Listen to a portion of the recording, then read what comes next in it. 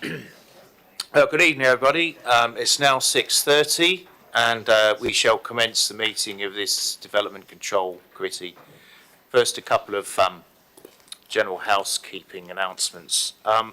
Fire evacuation procedures. So there are no fire alarms scheduled for this evening. If there is a fire alarm, it is for real. Please evacuate the building as soon as you can by the nearest available fire exits, which are located behind you in the public gallery and behind us either side of where we're sitting at the high table. Exit through reception and meet at the muster point in the War Memorial Park. This meeting is being webcast live on the internet and will be available to view on YouTube after the meeting.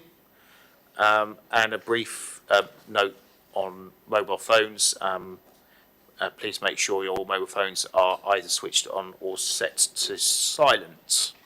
I'll just go briefly through what we're going to be doing tonight, a brief sort of order of business and explanation of proceedings. For the benefit of members of the public watching and participating in this meeting, I should like to make some introductions, explain who everyone is. On my far right is, I'm Andrew McCormick, I'm the chair. On my far right is Councillor Mike Howard-Sorrell, who's the vice chair. To my immediate right is our legal officer, who'll make sure that all the decisions are legal tonight. And to my left are the planning officers, who will be introducing the items under discussion and adding expertise as required. Development Control Committee is a regulatory committee. Councillors to my right are going to be making decisions based on planning law. They're acting in an apolitical capacity. They'll be looking at the published papers, listening to contributions brought before us tonight, and will be making decisions based on planning reasons only. These will be derived from policies in the National Planning Policy Framework, the local plan, and individual neighbourhood plans in areas where they're applicable. At the appropriate time, I'll invite speakers to contribute to the meeting.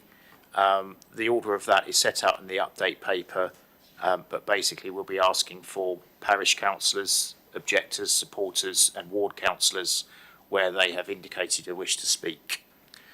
May I ask all speakers, including visiting members, to speak clearly and to keep to the points made to the application and material reasons only. There will be no further dialogue between members of the committee and speakers will be permitted once any questioning is finished. All speakers will be provided their permitted speaking time, which is 4 minutes, and we're advised when they have 1 minute remaining. Any questions raised by committee members will be on matter of fact. Following presentations and councillor questions, there'll be a session of questions to the planning officers. And then members of the committee will debate each item before coming to a final decision on planning grounds. May I ask all committee members in the spirit of the Radio 4 programme to avoid repetition, hesitation and deviation.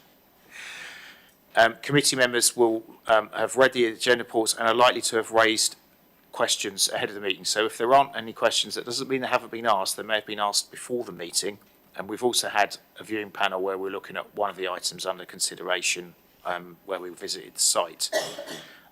There are 5 items on the agenda tonight, so I anticipate being able to complete the agenda within 2 hours. I understand that planning can be emotive and therefore ask that everyone remains polite and professional throughout this meeting. And so with that, we shall open the meeting for business. And first order of business is apologies for absence and substitutions. Councillor Minnesbound, you're substituting Councillor Miller. And Councillor Jones sends apologies. He hasn't been able to arrange a substitution. Next up, declarations of interest. Do I have any declarations of interest from members? There are none. Urgent matters to consider before entering the applications. I'm not aware of any. There are none. So minutes of the meeting held on the 10th of July. If we can consider those for accuracy, please. Councillor Court, are you moving? Yeah, okay. We've got a seconder. Councillor Howard-Sorrell. Are you content the minutes are accurate? Excellent. Right, I will then sign them off. Which brings us on to main business tonight, which is applications for planning permission, of which we have 5 of them. And the first item up is 1 St Modwyn's Park, Jays Close. So if we could have the officer introduced, please. Thank you. Thank you, Chair. So, as indicated, this application is at Jays Close. The application seeks planning permission for the change of use for an existing building for the production of lithium chloride, which in planning terms is considered to be a sui generis class. In addition to the change of use, there are additional works to the site which are listed within the description of the application, so I won't repeat those, but they are all ancillary works to facilitate the operation as part of that change of use. If I draw members' attention to the update paper, that lists details of the viewing panel, which occurred last week. There's also reference to the planning conditions. We've had no concerns raised to the inclusion of a pre-commencement condition. And there's also an additional condition to place before you, which relates to noise. And I've got no further updates for you. Thank you. Thank you very much. In terms of order of speakers, to speak in objection, I've got Miss Lorraine England, if you'd like to approach. We've got some seats on the right with microphones there. When you're comfortable, yeah, anywhere there, that's great. Thank you very much. When you're seated, if you press the right-hand button, and when you're ready, you'll have 4 minutes. Thank you. Good evening. I'm the designated speaker for on behalf of the local residents. As a community, we acknowledge the need for local sustainable development, economic growth, and importantly, the global need for renewable energy sources to reduce our future carbon footprint. Notwithstanding, in December 2019, the original planning application for this site was for a commercial warehouse distribution centre with retail units. In August 22, Leverton submitted an application to the Environmental Agency for a chemical production site at this plant.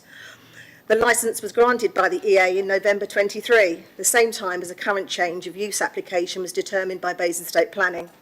Quite clearly, the final end use of this development was never and knowingly as originally planned in December 2019. As part of this licence process, the following local organisations failed to respond: Basingstoke Environmental Protection, Basingstoke Planning Department and Local Fire Services.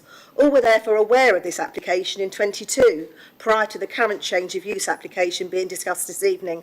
Why was no response deemed necessary from these local organisations and the local community made aware then? Despite the assurances made by Leverton Helm, there still remain real concerns with the current hazardous classification of lithium chloride and 2 other lithium salts. An opinion from the European Chemical Agency's Risk Assessment Committee supports a classification of the 3 salts as known toxicants for fertility. This is being put forward to the European Commission for them to decide on reclassification. The actual production of lithium chloride remains problematic, and it is indisputable that hydrochloric acid of the strength being used in this process is highly toxic and dangerous to life. Fumes will be vented into the atmosphere, and any residual odour will apparently be negligible. Negligible may be perceptible, or worse still, overpowering and unpleasant. Any of these scenarios will result in a deterioration of the current air quality, environment and quality of life. We are not aware either of a disaster recovery plan. What would happen in the case of a serious accident? What might a serious accident look like? Will there be any warning? How will we know? And what should the local community do to remain safe in this scenario? This remains a real unknown for a community which includes residents, schools, colleges, care homes and petrol station, commercial business and all adjacent to the M3 and main artery. There are other places in the UK where people live close to chemical plants, but in many of these cases the plant came first and the houses followed, giving people choice as to where they choose to live. We are not being given that choice. To place a chemical production plant so close to a local community and a main arterial highway does not seem a sensible decision, and we ask that the application is denied and a more isolated location be developed. If the committee are minded to approve this application, we would like to request 3 additional planning conditions. 1, a liaison panel be established with Leverton in order that the local community can fully understand the processes and safety issues involved at this site, along with a clear understanding of a scenario-based disaster recovery plan. This panel should include guidance for the local community and any issue and management as required. 2, in addition to the existing condition number 3, which is no production of batteries, etc., this should also include no storage of such at this site. Given the change of use, this is number 3, from the original application in December 19 for a warehouse and distribution unit operating 18 hours should be changed from 365 24/7 to Monday to Friday, 7:30 till 6, Saturday 8 till 1, and no time on Sunday and bank holidays. And finally, I want to leave the committee with a thought. We all, as human beings, have 3 inalienable rights, which are to exist, to survive, and to thrive. Are you prepared to put these at risk? We are not being made to feel safe in our own homes. Okay, and I'm afraid you're out of time at that point. Councillors, do you have any questions for Miss England? I see no hands raised. Thank you very much indeed for your contribution.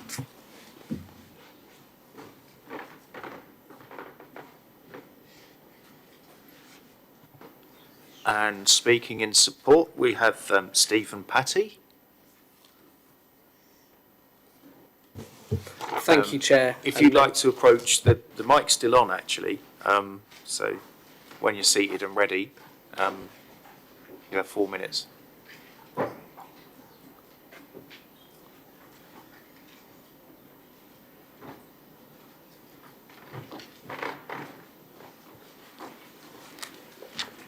Thank you. Thank you, Chair and members of the committee, for allowing me to speak today.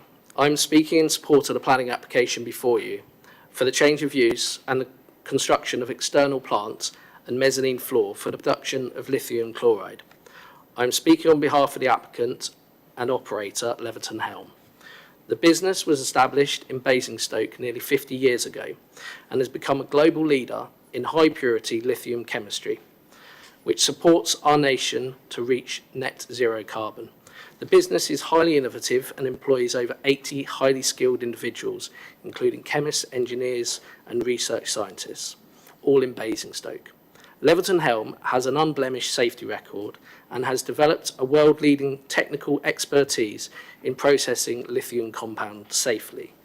Leverton Helm has won the Queen's Award for Enterprise 3 times and the King's Award in 2024. The lithium chloride produced on site will supply multiple industries worldwide with inert, non-combustible material, which is transported to customers securely for processing into a variety of industrial and domestic appliances. Leverton Helm operates out of 3 locations in Basingstoke, and this location will undertake similar operations and chemical processes as those currently undertaken at Sherrington Way. The operations at Sherrington Way are closer in proximity to residents and the proposed site than the proposed site, and no complaints have been received about those operations. Environmental Health have raised no objection to the proposed development, and the Environment Agency have, through consultation, provided no objection in response to the planning application and have also issued a permit for the operations. Following many neighbours' objections in the early stage of the application, the applicant undertook an extensive public engagement and additional information meetings with the councillors. These activities helped to significantly alleviate concerns as evidenced by the public engagement event, where 18 of the 24 comments received were supportive to the proposals. Many residents attending spoke about how the information provided comfort in terms of their previous concerns. To further alleviate concerns, the applicant has provided a non-technical summary which was posted at the top of the document list on the Council's website on the 7th of July, so that residents can fully understand the proposed development and the health and safety measures in place. These activities and in-depth discussions with your planning officers have resulted in the application being recommended for approval, as outlined in your officer's comprehensive committee report. We would like to take this opportunity to thank Luke Benjamin for working proactively, providing helpful pre-application feedback and highlighting areas where further information would assist. To quote the officer's committee report summary, under the principle of development, the operation of the site would deliver additional jobs while supporting local business to expand. The proposed development would comply with the objectives and general principles of policies EP1 and EP2 of the local plan. The officer has also comprehensively worked through matters of amenity, access, parking, vehicular movements, drainage, design, pollution and efficiency, then carefully concluded that the proposals accord with the development plan and is therefore an acceptable development. In view of your officer's very positive committee report in support of the development for a major employer within Basingstoke with national recognition, being in accordance with the development plan and its contribution towards achieving net zero carbon, we respectfully request that the application be approved as per your officer's recommendation. Okay, thank you very much indeed. Councillors, do we have any questions? Councillor Howard-Sorrell? Thank you, Chair. We just heard 3 requests from the designated speaker for the residents, one of which was about the hours of operation. Now, you mentioned you have other sites in Basingstoke. Can I inquire which hours those currently operate in and whether there have been any resident complaints at those sites? Okay, so I'm a Chartered Town Planner from Vale Williams. The applicants are over there. Would you permit me to move up and no? Afraid we can't, okay, because they're not down to speak. Okay. We'll ask that question of officers later. Councillor Hussey? So, no, I'm afraid you're going to have to sit back down again. Councillor Hussey, you had a question? In the event that this planning application is approved this evening, and listening to the resident and the concerns, in the event of human error and something going wrong, what standby procedures do you have? What fallback emergency procedures? What regular dialogue with the emergency services? What is in your plan?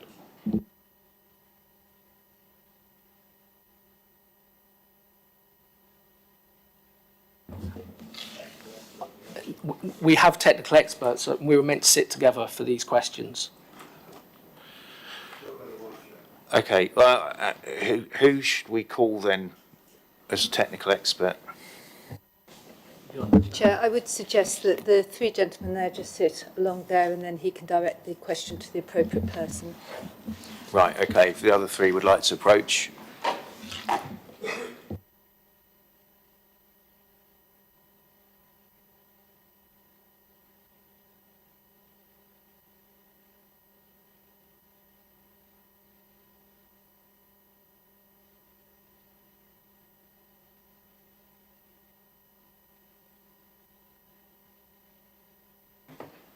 So, Councillor Hussey, you were saying? Just briefly, we know from the report about the safety precautions you're taking, but in the event of human error, so something still goes wrong, what is your fallback position, your fallback procedures and dialogue with emergency services? What's in your plan?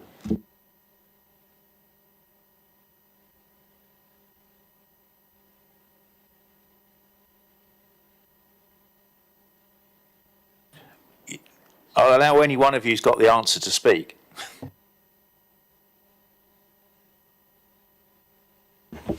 Yes, so if I can answer that question. As part of the business, we have a business continuity plan, and that includes any major incidents or accidents that will happen on site or close to the site. And what that involves us doing as well is having a very good liaison with the local authorities, such as the fire brigade, so they know what we're trying to achieve. For this application as well, we've also discussed the runoff with the fire brigade, and they're quite content with what it is we're trying to achieve as well. Councillor Hussey. Again, in the event that this application is approved, would you be prepared to have a regular forum, a channel for residents to ask questions, maybe even to visit your plant and for you to give feedback? Not a PR-driven newspaper that's circulated, but more a dialogue. Yes. Yes, I'm getting nods all round here. And to answer the hours of operation, the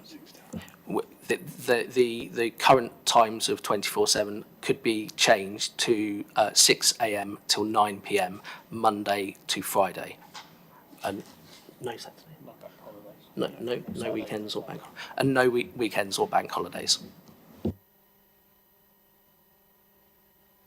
Councillor Gaskell. Thank you, Chair. I have quite a few technical questions, probably far too many for this meeting tonight, so I'll try and summarise it. You've listed quite a lot of chemicals and potential hazardous substances. Could you confirm that they are included, or they're all included and they've all been assessed? Can you confirm there's been a risk assessment done for handling those?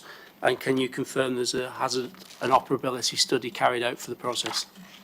Thank you. Yes, licences such as HAZOP have been attained. Other assessments include LOPA. They were in the speech, but I thought because they fell outside planning, I took them out due to time limitation. Those certificates are in place. They were in the original speech, and the planning officer is aware of those. And that's the paragraph which I've taken out. But yes, they are already in place and they've been carried out. Yes. Councillor Court. Oh, Chair. The other site we've heard about this evening, can you confirm whether you're actually storing the same materials there as you're proposing on this one? Yes. Any further? I think Councillor Halsall, you've already had a question. Anyone else want to ask a question before you get second bite? Councillor Halsall, any more questions? Okay. Councillor Halsall. Thank you once again, Chair. At what point does negligible become overwhelming, as we heard in the speech from residents? Again, I think the wording that they've heard in the report of a negligible smell seems to have concerned them a great deal. So can you confirm that negligible isn't in fact overwhelming? And hopefully is just protecting yourselves in case there is ever a smell. Ideally, there will be no smell 99.99% of the time.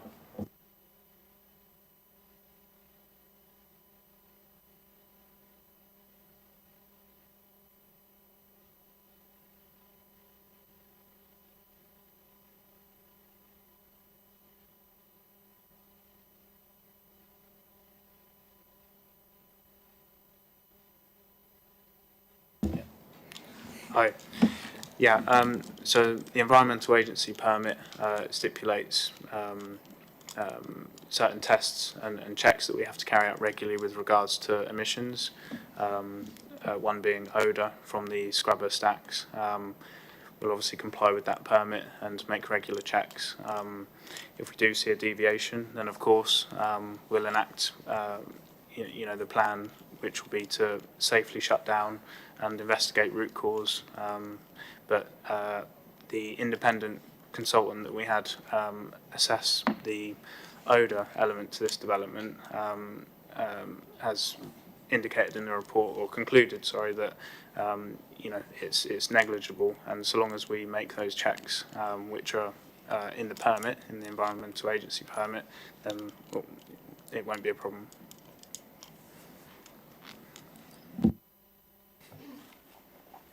Okay, thank you very much for your contribution. If you'd like to return to the chamber, we'll Thank get the next speaker.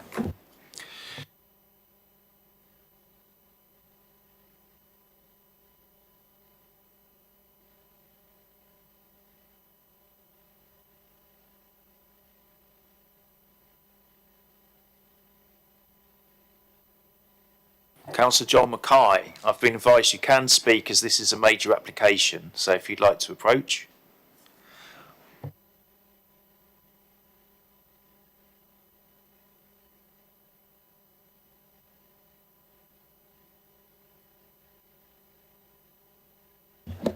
Welcome to DC. When you're ready, you've got 4 minutes. Yeah, I won't need 4 minutes. Firstly, thank you, Chair, for allowing me to speak at short notice today. I'm the ward councillor for East Stropon Grove, and it's residents in East Stropon Grove that are closest to the site that's considered in this planning application.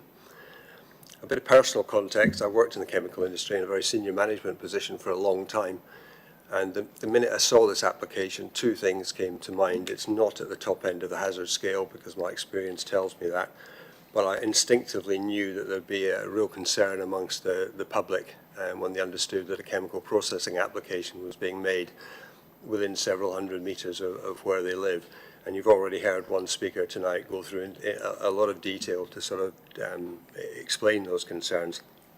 I don't want to go into the technical details of the concerns. I want to bring it down to a human level and ask that the committee gives due consideration to people who want to go about their daily lives knowing that their health and safety is not going to be adversely affected by this operation, right down to the simplistic level of having a barbecue in the garden and knowing that you and your children, if they're with you, are not at any risk.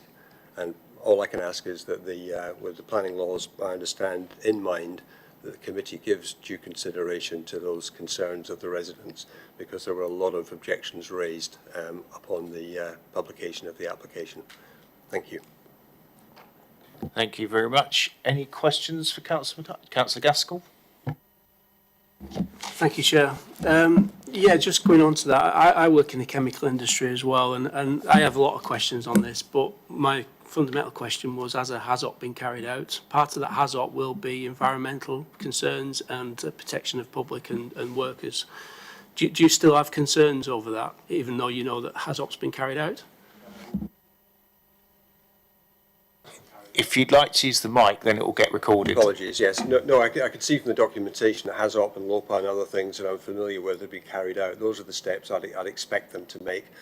I did get in touch with the planning officer early in the process to make sure that we consulted with the Environment Agency, the Health and Safety Executive, and the Hampshire Fire and Rescue Service, because those are the three competent authorities that I'd have expected a chemical process plant to be in contact with and to produce necessary documentation. And it did take quite some time, several iterations, before the Environment Agency appeared to be satisfied. But it's very easy for somebody within the industry and some technical understanding to lose sight of the basic concerns that nearby residents understandably have. And my purpose for coming this evening was to make sure that human dimension is alerted in your discussion. Any further questions? Thank you very much for your contribution.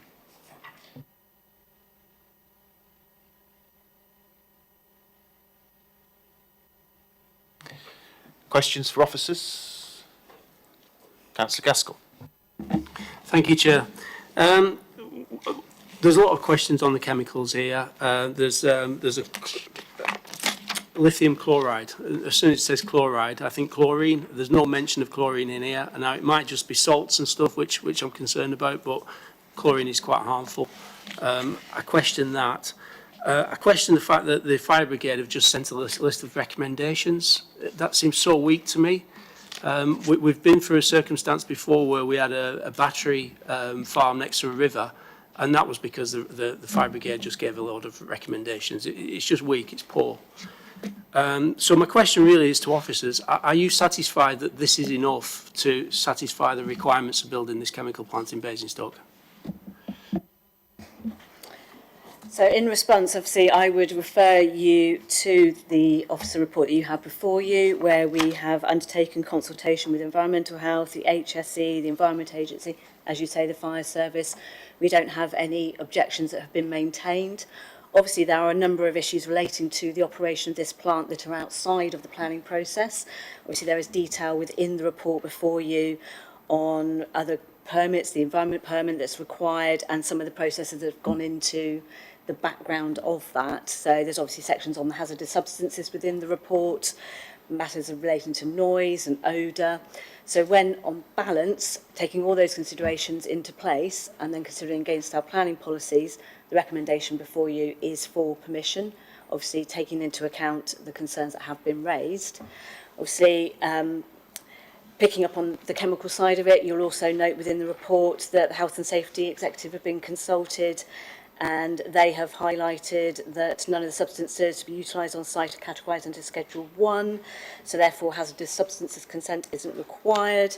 So I think all the information that you need in order to make a judgment on the application is within the report before you. Councillor Fillmore. Yeah, thanks. Perhaps I should have asked this to the applicants, but in terms of policy EP1, which is economic growth and investment, in 4.2 it says development operational would result in employment of approximately 35 staff. Are we aware that's an additional 35 staff, or are they being transferred from the other site? I understand that this is a third premises that would be operating by this company, that therefore that this would be the employment for this particular unit. I don't know whether it's additional over and above, I'm getting nods at the back, additional employment elsewhere. So yes, it would be a new employment. No more questions for officers? Okay, shall throw it open for debate. Who wants to start? Councillor Gaskell. So I've raised a number of concerns tonight, but to be fair, every question I've asked, they've answered. Now, I'm quite a technical person, so I like to go into things in depth, and I can't do that here. But the fact that there's a HAZOP covers environment, safety people, production loss and equipment damage, and sometimes press perception. I think if that's been done, it's usually done by somebody who's competent or a number of competent people, and they go through all different scenarios. So if that's been done, in my mind, it's okay. It's all the things, all the criteria have been satisfied. I think the officers have answered. They've gone through all the environmental issues with the environmental agency, the fire brigade. So with the information we've got here, I can't challenge it from a technical point of view, and I can't see how it is a potential hazard. I can't see how it's hazard under normal operation. So I just thought I'd make that point across. Thank you. Councillor Meaner-Spound. You know. Thank you, Chair. Of course, we've got to have consideration of the views of worried people around the site. But I don't know whether we as councillors on this committee have the knowledge to refuse an application based upon fears of what might happen in the future. We have to base our decision on the application that we've got in front of us. And so we have to decide on planning reasons, from what we've seen on viewing, from the reports, particularly from the report, and all the questions have been answered this evening quite satisfactorily as far as I am concerned. So on balance, I'm more than happy to move the recommendation as it is this evening.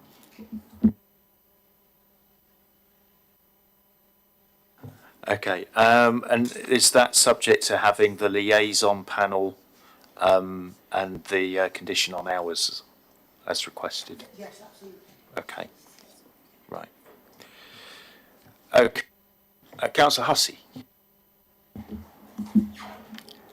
This application doesn't sit easy with me for a number of reasons.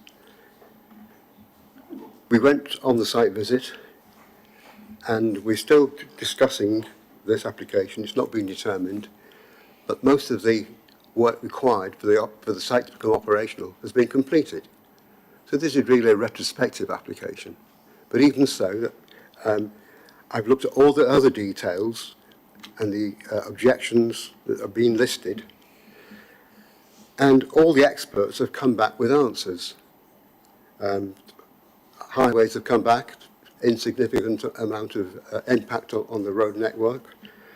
The Environmental Agency objected initially because of the risk to the groundwater, Leverton responded and the Environment Agency withdrew their objection. In all areas of planning consideration, the various experts have not objected, or in fact have actually objected but then removed their objection. I can't see any planning grounds whatsoever to, quote, to refuse this application. Not easy for me, but I think Leverton have gone to a considerable effort to make certain that this is a very safe site. It's in their business interest as much as anything else. And therefore, I will second Councillor Bound.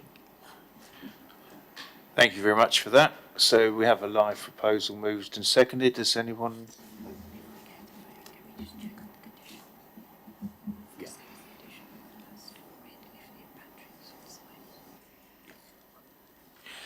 Does anyone else wish to speak, or we'll just move to vote?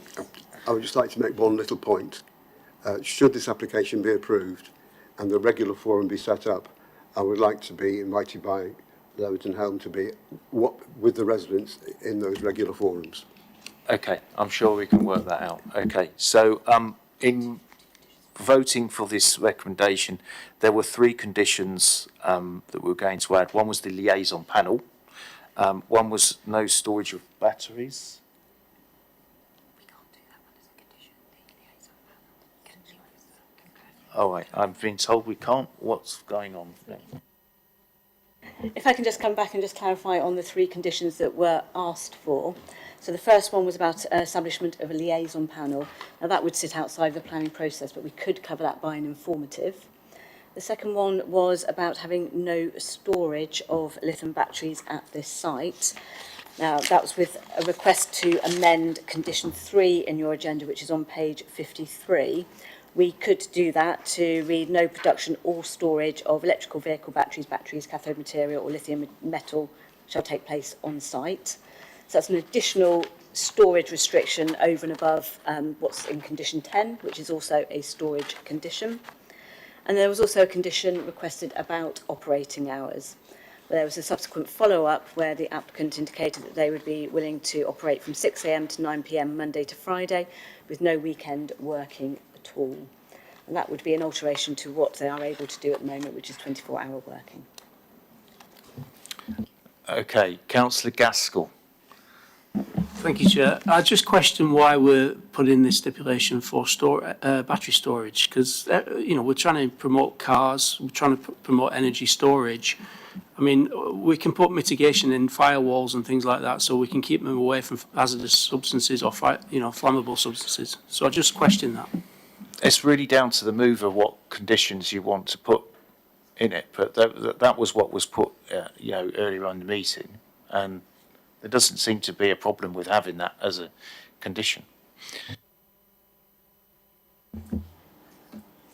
I think it's a bit difficult if it's going to mean that people can't use electric cars on site because there are lithium batteries being used. I thought the gist of the objector's request was to do with the actual end users actually storing battery.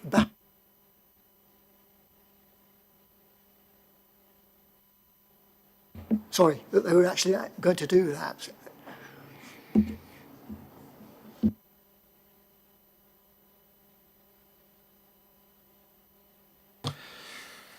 Well, there already is a condition that they're not producing lithium batteries on site.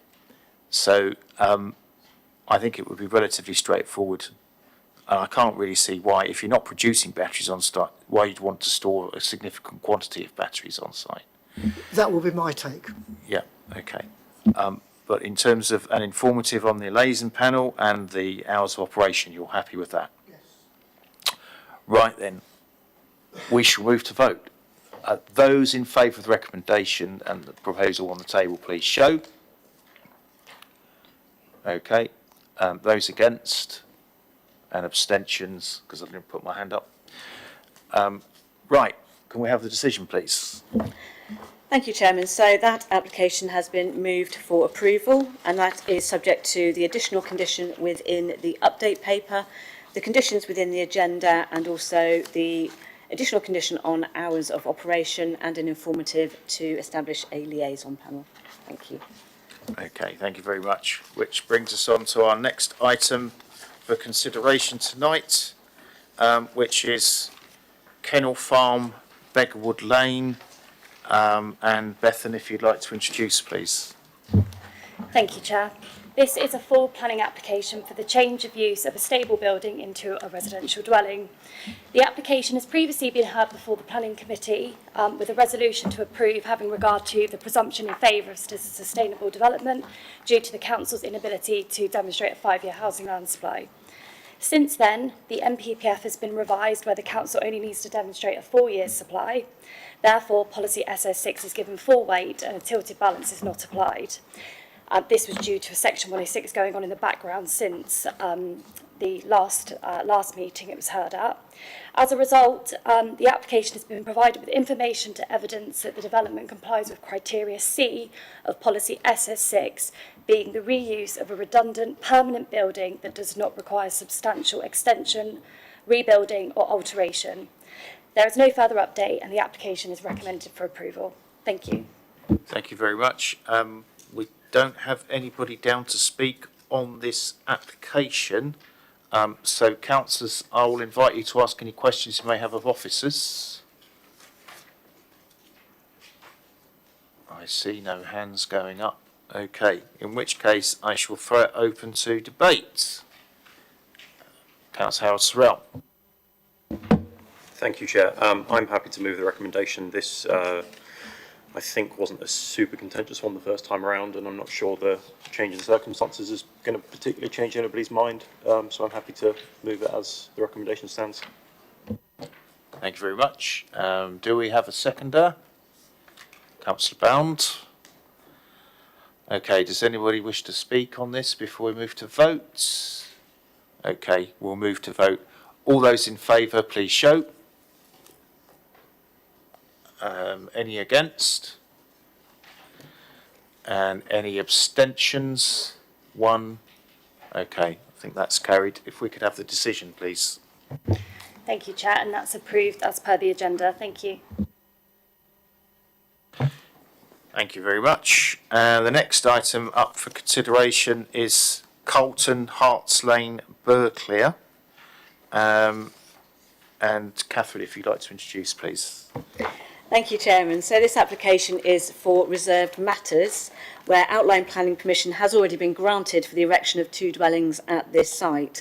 So the principle of development has already been established, and we are now just considering those matters which were not before us at the outline stage.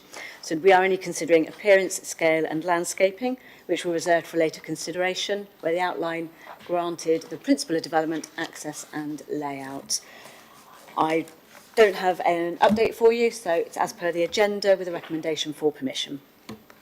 Okay, thank you very much. And we have Lee Battersby to speak in support.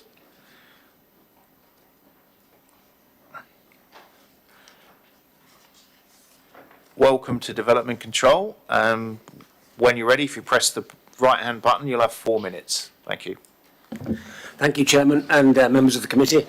I'll keep this reasonably brief, following on from the presenting officer's report, and many thanks for that, and also thanks to Mr. Benjamin, who was the application officer at the time for the discussions and negotiations we've had. As already stated, the principle of the development has already been approved and confirmed, and the reserved matters application, which is before you now, closely mirrors the approved outline scheme in terms of both the layout, the location and the scale of the development proposed. Even the indicative elevation and massing sketch provided with the original approved outline application is comparable in scale and height to those proposed in the detailed submission. We've undertaken a further ecology and biodiversity survey, and proposals have been updated from the original one submitted. They've been re-examined and confirmed to be satisfactory by the Council's officers. The position of the development and its relationship with the existing trees on site has not changed from that originally proposed, and no further comments or objections have been received from the Council's tree and landscape officers. The drive and parking area serving the development has been slightly improved from that originally proposed to allow for service and emergency vehicles to enter, manoeuvre and exit in a forward gear more easily than previously set out. The houses are well away from existing houses either side of the property with regard to Lanissa and Langston, and their closest point to the corner of each of the buildings is 25 and 26 metres respectively, and they're oblique to the site. We're not aware of any other technical or policy objections raised or received by the council officers in regard to the objection.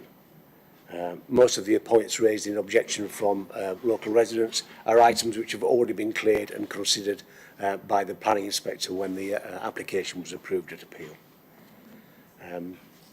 As again, I would say, this application has not changed from that which was originally proposed. It's still for two properties in the same position, the same layout, and the same size and the same scale as originally proposed. And we would hope that, respectively, the application can be approved and we can move forward. Thank you very much. Thank you very much for your contribution. Councillors, do you have any questions for Mr. Battersby? I see no hands raised, so thank you very much for your contribution.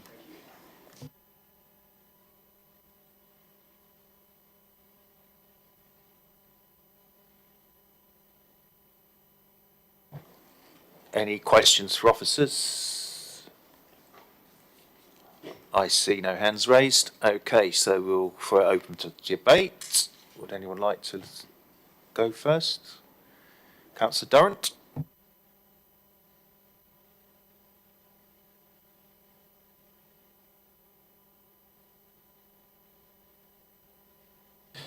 Thank you very much. Do we have a seconder? Councillor Court. Okay, moved and seconded recommendation. All those in favour, please show. I think that's unanimous. So can we have the decision, please? Thank you, Chairman. That application has been moved for permission as per the agenda. Thank you. Thank you very much. And the next item up is land at Common Road, Headley. So, Bethan, if you'd like to introduce that one, please. Thank you, Chair. This is an outline application to consider the access and layout of a residential dwelling. Matters of landscape, scale and appearance would be reserved. The application is recommended for refusal as the development would not comply with the criteria set out within Policy SS6 for housing within the countryside, and it is not considered to be in keeping with the rural character of the landscape. There are also two further biodiversity reasons for refusal. The first being that the development would result in the loss of a sink and key habitat type to which there is no overriding public need that has been justified to outweigh this harm as set out in criteria 2 of policy EM4. In addition, there is insufficient information to establish the harm to great crested newts, and the development therefore would fail to meet the 3 derogation tests to obtain a licence from Natural England. Thank you. Thank you very much. We don't have anyone down from Parish Council. We don't have anyone down in objection, but in support, we have Rebecca Cubb, Chris Lawrence and Ken Rattigan. If you'd all like to approach, welcome to Development Control, and when you're all seated and ready, you'll have 4 minutes between the three of you. Thank you. Thank you. We've got 3 people speaking in support of this application, all approaching it from a different perspective and emphasising the weight of support behind the proposals. I'll begin by responding to the suggested reasons for refusal from a planning perspective. Housing in the countryside, the scheme on the opposite side of the road that was approved under the same policy tests is a precedent that has been set. Furthermore, the council unsuccessfully challenged the Watermill Bridge decision because it was so important to future decisions. As a committee, you have a responsibility to learn from the court's decision on that and apply the tilted balance going forward. The draft changes to the MPPF, which were published last week, are also critical to this decision. and they will apply to any appeal on the scheme if it's refused. And the council will have to demonstrate a 5-year supply of houses, which they do not have at the moment, as has been already mentioned this evening. There's nothing to be gained from refusing permission for this scheme on that basis. The character of the area reason is simply indefensible, contradicting the approved scheme opposite, similar siting, spacing, type of housing. This is an outline application and conditions can be used to place controls on the detailed design. Regarding the sink, that designation doesn't prevent development, it just identifies there's some ecological importance to the site and the potential to enhance it, which our scheme achieves as set out in the ecology report. This should be viewed as a benefit for the site, not a reason for refusal. The ecology support report submitted with the application concludes that there are no great crested newts on the site.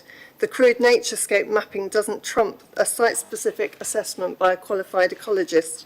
In any event, the 3 derogation tests could be passed, and our client will summarise some of those issues to do with their need for building on this specific site to meet their needs. And the ecology report has also demonstrated there'll be no detriment. So on the planning balance being weighed, once you've heard all 3 speakers, I hope you'll agree that planning permission should be granted. Good evening, committee. Thank you for taking the time to have me here this evening. My family and I have lived and farmed in Headley for more than 200 years, with both my parents, grandparents, along with my 3 children, all being schooled here at the local primary. The Lawrences live and breathe Headley, from my mother, who has worked at the local primary school for the last 38 years, to my father, who has farmed and volunteered in the village for the last 60. My family and I have outgrown our current house, with my 2 boys and daughter having to share our bedrooms. Combine this with my ageing parents who have to travel to the farm every day, it's become necessary for us to find an alternative. With my 3 young children now massively interested in the day-to-day running of the farm, we have been able to offer amazing opportunities to have the children from the local community come and help out, from bottle feeding lambs to delivering calves. They never seem too willing to clean the dung out of the barn though. I study agriculture and horticulture at Sparshot College, allowing our farmers business to diversify and become one of the recommended installers of wildflower and biodiversity products in the area. This, along with the sheep, cows and pigs that we farm across nearly 80 acres, has resulted in the business going from strength to strength. As a result of this, we unfortunately have been the victim of several break-ins recently, resulting in vital equipment being stolen. Thank you.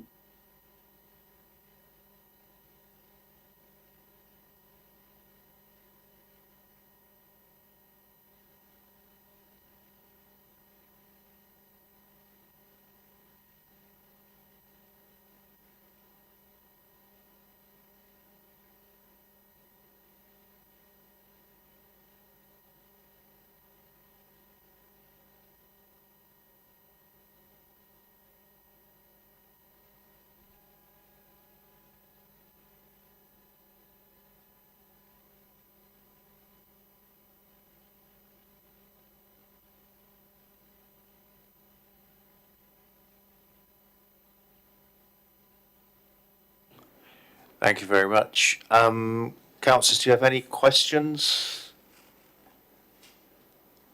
I see no hand. Oh, Councillor Gaskell. Yeah, can I just ask, you said there was a property already built and which had had planning permission. What sort of scale is that compared with this one? It was a scheme for 2 houses, very similar spacing and type of housing, directly opposite on the other side of the road.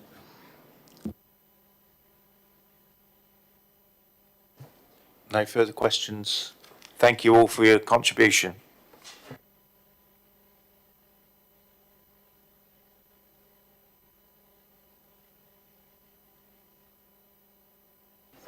Questions for officers? Councillor Phillimore. Yes, the applicant made reference to changes to the MPPF. Well, as far as I'm concerned, that's not law yet, is it? I mean, And the changes to the NPPF, they're out for consultation at the moment. So at the moment, they carry no weight. so they don't carry any weight, is what you're saying? No weight. Okay, and the applicant was talking about appeals, etc. So we disregard that. With regards to the appeals, we've had more recent decisions where inspectors have agreed that our policies are up to date and therefore we're relying on those appeals. It's within the officer's report. So, yep, we would carry on as we are as a recommendation. Any more questions? Debate? Does anyone want to go first? Councillor Gaskell? It's a tricky one, isn't it? Because we see these coming up time and time again, and if they go to appeal, we sometimes lose them. However, if you feel confident that we will win this, then we've got to support your decision, really. That's what I feel, anyway. It's very difficult to argue against it, really. Okay, just to guide members, a key point for consideration is reason for refusal number 4. The site is located within an amber zone of great crested newts. Insufficient information has been submitted to demonstrate the presence or otherwise of great crested newts as a protected species on site. The proposal would need to meet the 3 derogation tests, and it fails to meet those. So that's why we're having it in front of us for refusal. Do I have a mover? Or Councillor Howell, you want to speak? I will move. I don't think we're allowed to go back to officers, but if we are, they mentioned an ecology report. You've assessed that and established that it doesn't satisfy the burden of proof to suggest that there aren't newts there. Is that correct? They haven't provided any information regarding great crested newts in the preliminary ecology appraisal, but there is known, it's an amber risk zone, which means that it's a suitable habitat for great crested newts, so we need to evidence that we haven't got anything to assess. So, on balance, we have to consider that. So with regards to moving approval, if we move approval and then this gets appealed and there's proof of no newts, is that the key point that we'd be refusing on? Are the others not strong enough to stand up to an inspector appeal? So there's a principal reason for refusal, which is it doesn't comply with our housing in the countryside policy. So even if the new information was submitted, that would not overcome reason 1 for refusal. And then you've got obviously the design landscape, which is our view, and we've got landscape objections. And then there is also that it's not been justified that it is an agricultural workers' dwelling. Therefore, the overriding need for for a site for a sink to be developed has not been submitted. So that's also contrary to policy EM4. So that's why there's 2 biodiversity reasons for refusal. Okay, I suspected that was the case. I just, for the sake of clarity, I thought I'd ask because the chair had mentioned specifically that 4th point. In which case, I am happy to move the recommendation as it stands. Okay, do I have a seconder? Councillor Court. Okay, we have a live proposal on the table. Recommendation moved and seconded. All those in favour, please show.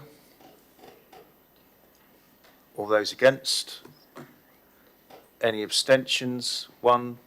Okay, that decision's carried. Could I have the decision recorded, please? Thank you, Chair. And that application is refused as per the agenda. Thank you. Thank you very much. Which brings us on to item number 5 this evening. Kingsclere Nursery. So, Catherine, if you'd like to introduce this one. Thank you, Chairman. So, as indicated, this site is Kingsclere Nursery, and the application is seeking permission for the erection of a detached dwelling with associated parking, turning, landscaping, amenity space and access.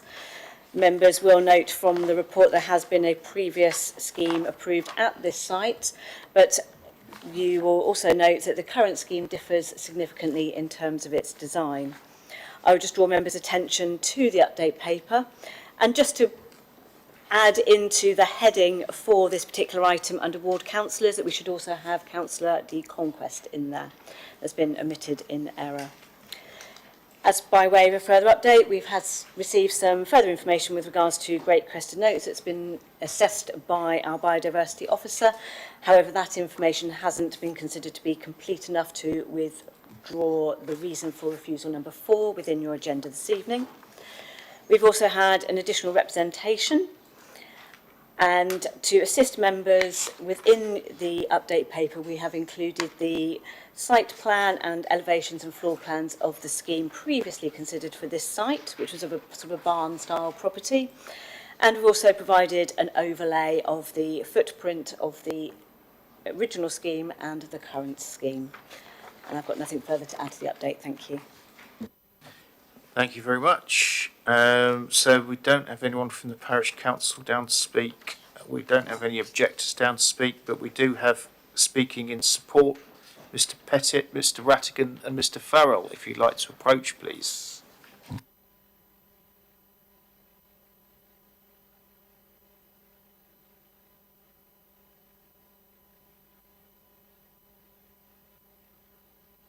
Welcome to Development Control, and when you're ready, you have 4 minutes between you. Thank you.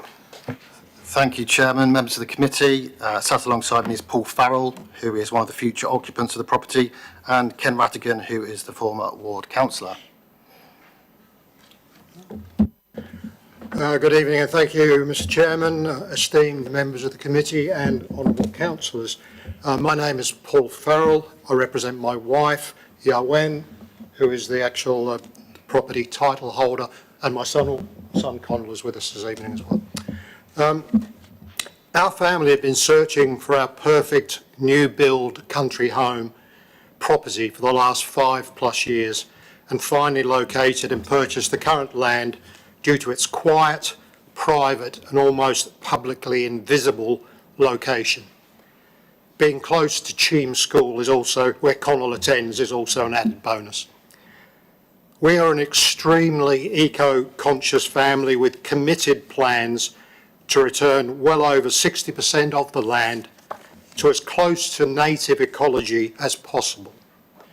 Our dwelling will be fully self-powered, heated, all rainwater will be collected. We will promote, with the professional help of local experts wherever possible, the rehabilitation of native wildlife and fauna habitat wherever possible on the majority of the property. Thank you. Thank you, Paul. The council recommended this application for refusal and for 4 reasons. I would like to address each of these individually. The first reason for refusal relates to the principle of development. However, the council have already granted permission for a new dwelling on the site following Development Control Committee in February 22. So the principle of residential development in this location has already been established. We were surprised that the officer has given very little weight to the fallback position in the committee report. Furthermore, since the time that the committee report was made available, the draft NPPF has been published. As currently drafted, the council will need to demonstrate a 5-year supply of housing land against a much increased housing requirement. In short, there is a need for the council to bring forward housing, and the proposed dwelling would make a small but meaningful contribution in this respect. The second reason for refusal relates to landscape impact. Whilst the new dwelling is larger than the approved scheme, it will sit comfortably in this location. The site is extremely well screened, and the house will not be readily visible from the A339 or other public vantage points. During the course of the application, we've made changes to the scheme to try and overcome the council's concerns. This included making the house smaller, changing the fenestration, reverting to brick rather than render, and detaching the garage from the house to break up the bulk. We also sent the officer several local examples of properties that are not dissimilar in size, scale and materials to what the applicant is proposing. Indeed, Kingsclear is characterised by a broad range of house types, and the proposed development will add to this variety on a plot that is more than capable of accommodating a house of this size. The third reason for refusal relates to surface water flood risk. The house will not be positioned on a part of the site that is at medium or high risk of surface water flooding. The majority of the site is actually very low risk. Furthermore, this was not raised during the course of the previously approved application. With regards to the fourth reason for refusal, again, this was not raised during the course of the previously approved application. Our ecologist has concluded that great crested newts are likely absent from the site. There is no reasonable likelihood of presence. As such, no surveys and possible licensing are required. That said, the site will be cleared carefully under ecological supervision. Thank you. Thank you for the time. I just quickly to the update, you can see that the siting is to the rear of the site, and that scale, although it is large, only takes 15% of the total acreage. I think you've already approved the brownfield site. We all voted when I was on council that brownfields first, and this is a re-endorsement of that policy. Thank you. Okay, I think we're just about out of time there. Councillors, do you have any questions to ask the gentleman? I see no hands raised. Thank you very much for your contribution.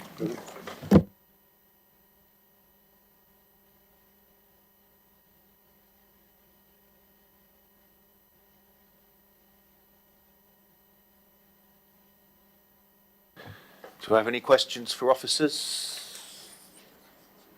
Councillor Bound.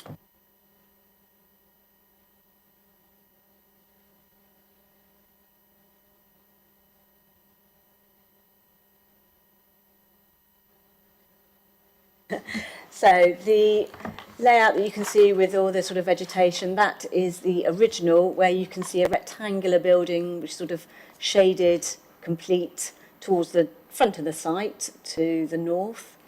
And then just sort of slitting at an angle to that, over the top, you can see an outline. And that is the proposed outline of the property that we have before us this evening for consideration. In addition to that, you can also see a sort of square to the northern corner, northwest corner, which is the detached garage. Hopefully that assists. Yeah. Back, Chair. Yeah, of course, yeah. The sort of long dimension looks to be very much the same as the previous iteration of it. Is that correct? No, that's not correct. So the proposed property before you has the dimensions as set out on paragraph 4.1 of your agenda, where the length of that is 30.4 metres with a depth of 13.1 metres. The previous scheme was smaller. It had a width of 24.5 metres, so nearly 6 metres smaller, and sort of half the depth, so a 7 metre depth.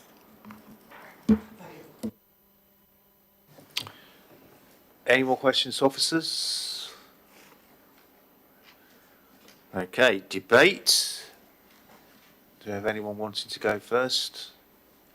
Councillor Durrant. Thank you, Chair. I've sort of looked at this, and there is a sort of the previous decision that there can be development there, I think means a lot. I also think that the property, proposed new property, is infinitely better looking than the previous one, and I think it actually sits quite well in a countryside environment. There's all manner of big houses and various designs in North Hampshire, and I don't think it's personally I don't think it's out of place. So I'd like to hear what everybody else thinks first, but before I make a decision. Councillor Phillimore, then Councillor Court. Yeah, all I like to support, Chair, is the fact that it's development of brownfield sites, which we've got to support somewhere down the line. Councillor Court. Thank you. One of the things when you go through the documentation is there's a lack of evidence, and certainly the officers' comments here are quite clear in terms of risk of flooding, insufficient information. So there does seem to be that as an outstanding aspect. Thank you. Councillor Bound. I can't support this application. As far as I'm concerned, the reason for refusal, number 2, sums up basically what I feel about it. I totally disagree with the previous councillor. I don't think it's a suitable design in the countryside. It's vastly upped its scale compared to what was approved in the past. It's 6 metres longer. It doesn't look it to me on the overlay, but I'm sure that's what it is, and it's a lot deeper as well. And I've got to say that I don't think the actual design fits in, so I can't support. I can't support it, and I would move it for refusal. Thank you very much. Councillor Hussey. 13.4 metres, difficult to visualise it until you turn it into cricket terms. It's 50% longer than a cricket pitch. That is huge. Former councillor Rushton did say, well, it is quite large. So certainly the officer's report, paragraph 2, sums up my feeling about building of this sort of bulk and scale. So I support the officer's recommendation. Are you happy to second? Yes. Thank you very much. Does anyone else wish to speak before we vote? We've had quite a few speakers. Okay, in which case we'll move to vote. It's been moved and seconded the recommendation. Those in favour, please show. Okay. Those against? 3. Any abstentions? None. Okay, I think that's carried. If we could have the decision, please. Thank you, Chairman. That application has been moved for refusal as per the reasons set out within the agenda before you. Thank you. Been refused. Yes. Sorry. Right, thank you very much. That brings us to the end of applications under consideration tonight and the end of the items under agenda. So I shall now call this meeting closed at 20 to 8. Thank you everyone for your contributions.